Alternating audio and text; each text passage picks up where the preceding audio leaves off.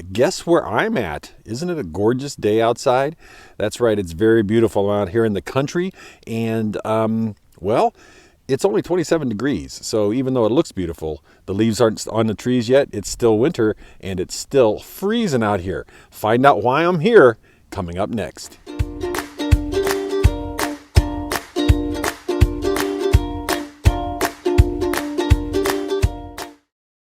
Hello, everybody. This is Drmcbrick, and I am here. Well, to be honest with you, I'm here in my in-laws' country house.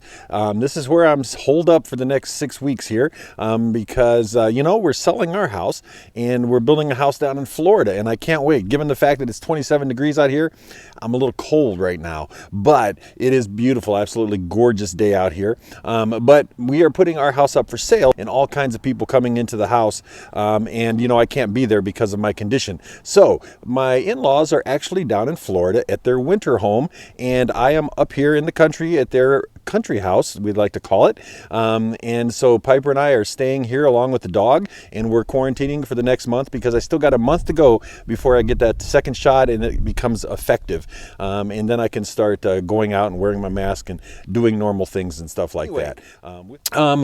I don't have my Lego with me. No, I don't. But I'm going to show you Figsdale today, and I'm going to show you, this is the beginning of a series of packing videos, tips and things on how to pack and store and transport Lego and all that kind of stuff, given the fact I'm going 1,200 miles. I'm going to show you kind of snippets every week, anywhere from 3 to 5 to 6 minute videos.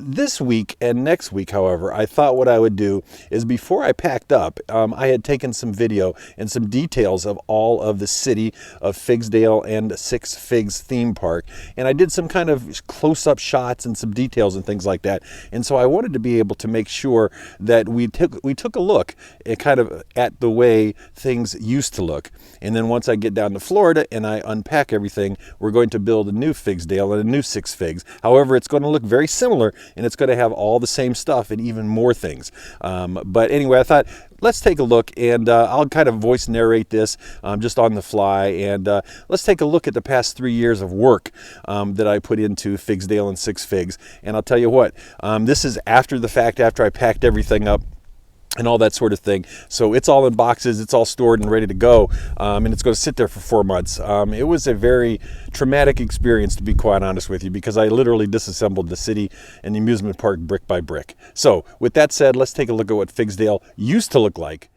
Okay, so here it is, SixFigs. There's Bert. One of these things is not like the other.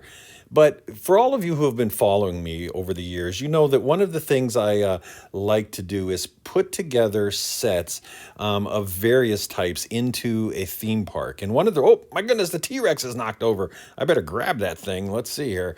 Yeah, let me fix that there. Again, this is just a voiceover, so I filmed this before I packed. I'm done packing now, and I'm sitting here on my in-laws' couch narrating this. But anyway, one of the things I feel strongly about is that a theme park enables you to put together a whole bunch of sets, like that treehouse, for instance, that would not go in a city, that just doesn't make sense in a city landscape type of thing. So, oh, and there's Bob Ross. Look, he's painting in a happy tree. So I put together all these great sets, all the Western sets. There's the Explorer ride that I made that goes around the park. And in the new SixFigs, I know it's going to be bigger and go farther in the park. I'm going to do more with the jungle scene and things like that with the dinosaurs. But the nice thing is that I have tried, at least I feel I have tried not to cram a whole bunch of sets together. What I've tried to do is to take sets and to modify them into a flow, and that flow is a theme park. So for instance, here I took the Pharaoh's set, temple set, and I made it into half a gift shop using some of the parts, and then of course I built a large pyramid and things.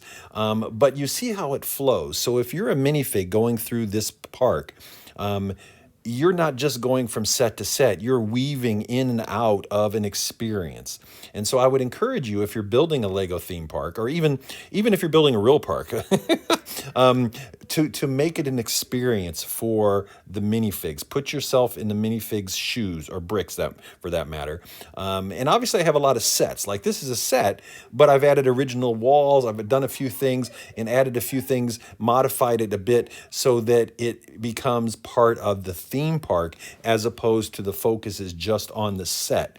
It fits in, if you will. So I hope you really enjoyed the the Six Figs amusement park that I built. I can promise you that I am going to build it very similar. My style of building in terms of the way I flow things together and the way I put some of the details and some of the space in between things, that's not going to go away. The humor that I use, for instance, there's the bang guy right at the shooting gallery. Thought that was pretty funny. But the humor I use and things like that is not going to go away. Still that cheesy dad humor. So it's still going to remain the same. Now this is interesting here. When I saw this, I thought, oh my goodness. So I twisted it and all of a sudden, boom, it whacks this guy right here. I think Heather from Heather's Bricks is coming around and she's going to hit this guy in the back. Oh yeah, she got him. And so anyway, I think I just love that kind of stuff. Yeah, so my theme park is such that I really tried to make it flow. I tried to make it interesting because I wanted you as the viewer to see something interesting and not just another set stuck in on a base plate. And I needed to do a lot more vegetation, a lot more foliage, things like that around. I will do that in the new Six Figs. I'll have the ability to do that now, I think. I'm not so sure if I'll have the time or money, but I will definitely do so in the new house, at the new studio. But for instance, the pirate area is a great example of how I just didn't want to put the pirate coaster down there.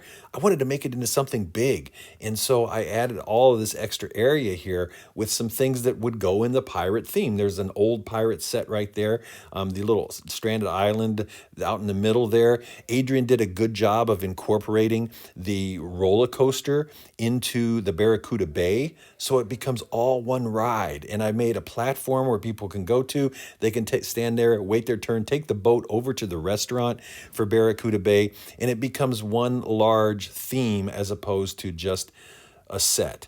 So anyway, I've tried my best to build the park in the way that I would build a real theme park if I were building it. And I went to many, oh my goodness, how'd that get there? I went to many theme parks over, as a child, and I grew up in Ohio. Oh, there's my head. Oh my gosh, the sharks bit my body off.